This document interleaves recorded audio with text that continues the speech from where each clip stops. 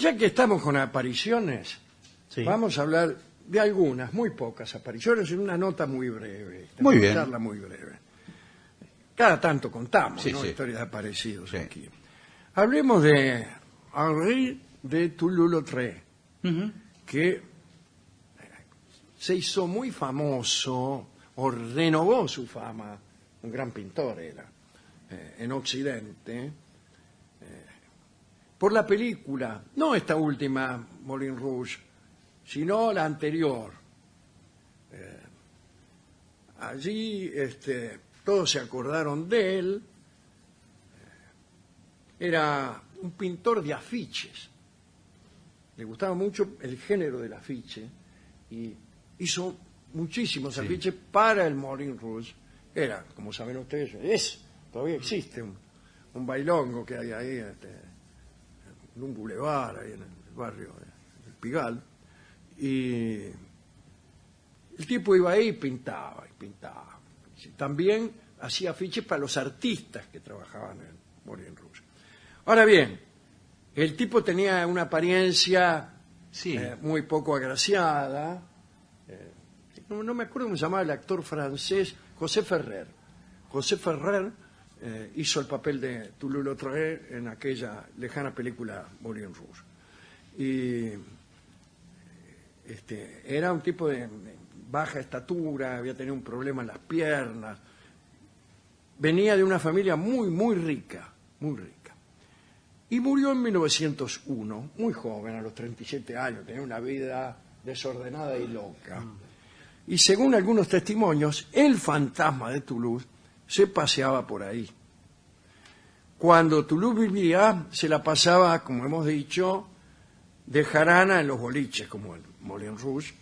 Bebía mucho, y si le acercaba alguno por ahí para detener sus vicios, respondía siempre con cierto cinismo lo siguiente: puedo divertirme a mis anchas y permitírmelo todo, pues mi madre mantiene en nuestro castillo de Boussargues a unas monjitas cuya misión principal es rezar todo el día por la salvación de mi alma. Y dice, tome conmigo y se salvará usted también. Y en realidad era cierto. Toulouse tenía una familia adinerada y entre sus propiedades estaba aquel castillo, un castillo renacentista, y lo cuidaban unas religiosas conocidas como hermanas de la Sagrada Familia, que se la pasaban rezando por la salud de Toulouse. Tiempo después de la muerte de Toulouse, digamos que su salud nunca fue buena, un familiar recibió una carta de Sor Delphine, una de las monjitas, que empezaba así. Tengo aquí casualmente... Y esta es la carta, amigos. No la rompa. Por favor, estoy abriendo. prácticamente ¿Qué es quiere? una cosa antigua. La carta de la monjita. Y dice, Monsieur, me creo en la obligación de advertirle que en el castillo pasan cosas muy raras. El caso, bueno, esta muchacha, Sor Delphine, contó que ella y sus compañeras eran visitadas en la noche por un hombrecito vestido de blanco que lucía una camisa perfectamente almidonada sobre su pecho abombado. El espanto de las monjitas era doble, producto de la aparición de un fantasma y en este caso además de las intenciones del fantasma, porque cuando se presentaba, esto lo seguía diciendo Delphine en la carta, pasaba la lengua sobre sus gruesos labios e intentaba darnos a entender que era una persona lujuriosa. Por favor. Bueno, venían gritos, corridas de las religiosas y el fantasma de Toulouse parecía calmarse, o más bien resignarse, y se encargaba de cuestiones caseras como dar cuerda a los relojes del edificio. Después pedía algo de ajenjo para beber, accedía a rezar junto con las monjitas, daba un fuerte grito y desaparecía. Buah. A veces el rechazo de las monjitas lo ofendía y lo violentaba. Entonces, en vez de dar cuerda a los relojes, directamente los rompía. arrancaba los péndulos, los retorcía furioso y dejaba todos los relojes tirados por el suelo. Dicen que el fantasma de Toulouse dejó de aparecer allá por 1915. La última vez lo hizo vestido de monaguillo. Y algunos dicen que fue para seducir mejor a las monjas. Otros dicen que Toulouse era muy aficionado a los disfraces y que una vez en vida se había disfrazado de monaguillo. Bueno, yo lo creo, todo esto lo creo. Sí, yo Y también. sí, usted ya viene de creer tantas cosas. Claro, ¿cómo lo voy a creer Esto no le en cuesta. Toulouse-Lautrec? Sí, no le cuesta nada. Sin embargo, parece un fantasma bastante más inofensivo Sí, que, señor. que el propio Toulouse-Lautrec. Sí.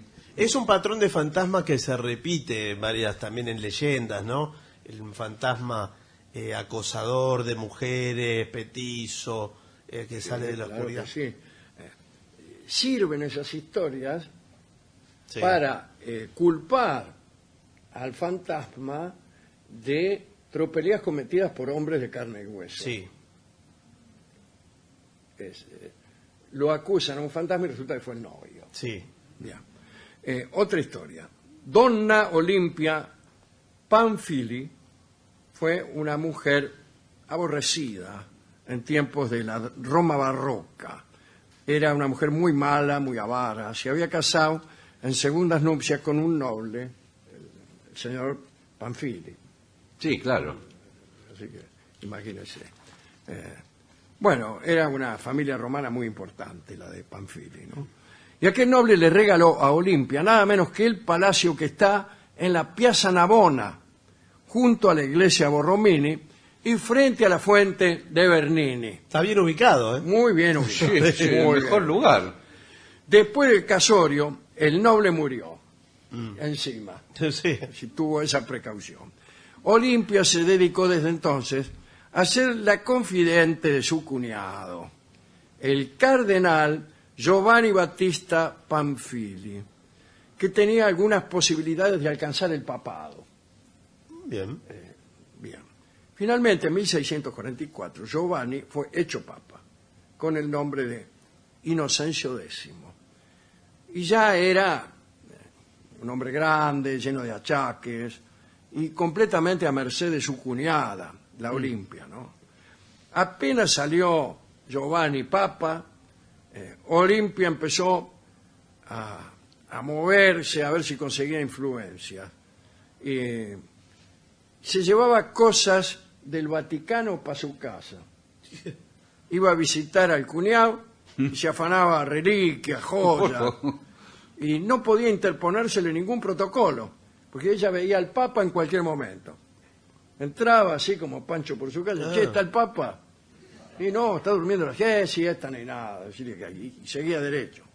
De hecho, hablaba del gobierno, se hablaba, ¿no?, del gobierno de la Pimpacha de la Piazza Navona. Ah. Se decían que ella tenía una gran influencia sobre el Papa. Cuando en 1655 el Papa murió, Olimpia se encargó de que nadie se enterara hasta 2 días más tarde. ¿Y qué hizo esos 2 días? Y lo guardaron Sí, en algún lado. no, mientras desvalijó las habitaciones del finado.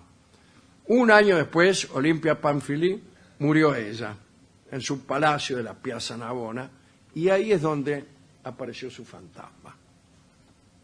Dice, parece que a la noche salía de su residencia, llevaba las riendas de una enorme carroza negra cargada con sacos de dinero y objetos de arte que había robado, que serían también objetos fantasmales.